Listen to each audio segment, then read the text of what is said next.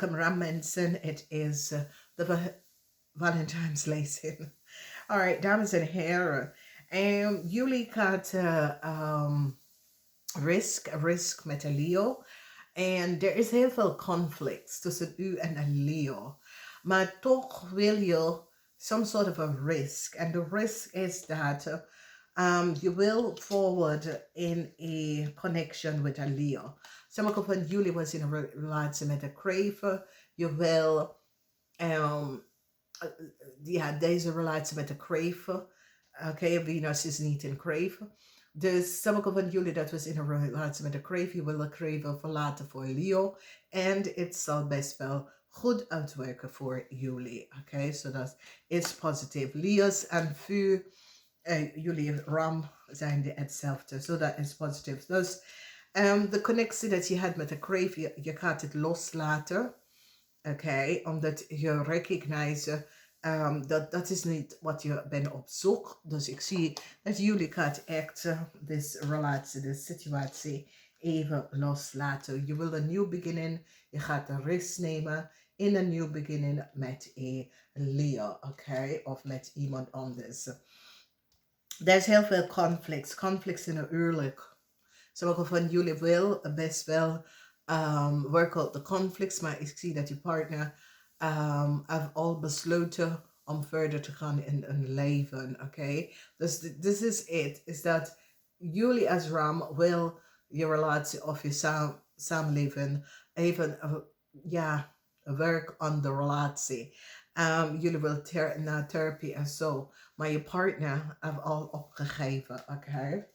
Jij wil wel, maar je partner heeft opgegeven. Laat me los, omdat je partner heeft de beslissing gemaakt. Dus laat me los. Vanwege dat sommige van jullie, je bent in zwaar emotional turmoil in je leven. Er is zoveel dingen dat is aan de gang. Het heeft mee te maken met sommige van jullie is in een nieuwe relatie, in een nieuwe connection. En er is heel veel chaos, oké? Iemand was verdrietig. Er was heel veel verdrietig. Maar ik zie dat je gaat kiezen voor iemand dat is nieuw, oké? Je gaat een relatie loslaten en kies voor een nieuwe person. The end is here. You recognize that a Vataman person. Okay, you have the energy of the star. Dus het laten zien wie this person is. Sommige van jullie Ram was in een relatie met de Vataman person. Je recognize dat deze Vataman person sprak de waarheid niet. Je gaat deze relatie beëindigen, oké? Deze Vataman person licht over een situatie dat heeft mee te maken met een stiermaker of steenbok. Deze Vataman person had some sort of relatie met een jong stiermaker of steenbok en heeft tegen jou gelogen. De energie van de star laten zien is oneerlijkheid of a Vataman person. Mensen, Ram mensen, you know have evidence that a Vataman person, je wordt succesvol, je overkomt een relatie met een Vataman person, omdat nu heb je echt feiten dat de Vataman person uit de waarheid niet gesproken, oké? Dus je hebt nou echt feiten. Dan we zien de energie van, je bent op zoek naar innerlijke kracht. Sommige van jullie is in huwelijks. Sommige van jullie zitten in een huwelijks. En de huwelijks, dit is moeilijk. Het is echt moeilijk voor jullie, Ram. Het is echt een moeilijke huwelijk tussen u en je partner. En voor jou, het is zoiets als, ik moet hier uit. Oké, dus ik zie dat sommige van jullie in dit jaar gaat besluiten een eind te brengen aan een huwelijk. Vanwege dat jullie Ram is nou van op de hoogte dat het lukt niet. Oké, whatever the issue, the problem is, jullie Ram recognize dat nee, het kost je heel veel emotionally. Je gaat even hier uitstappen. Dus Ram mensen dat had een geheim.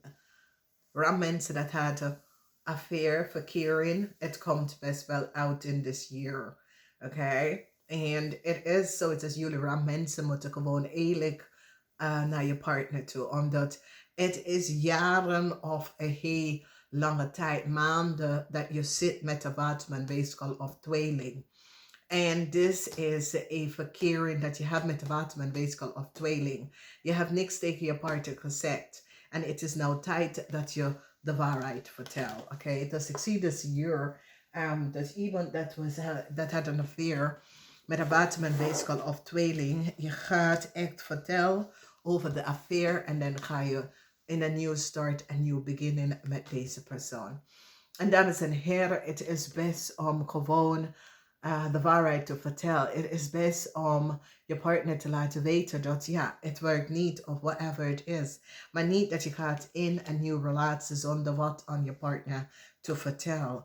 Omdat doordat jullie, je voelt de intimacy, je weet dat dit is degene dat je wil even samen je leven gaan delen. Je had een heel lange tijd, maanden zit je in een verkering met deze persoon. Is het tijd om de waarheid te vertellen. Namaste.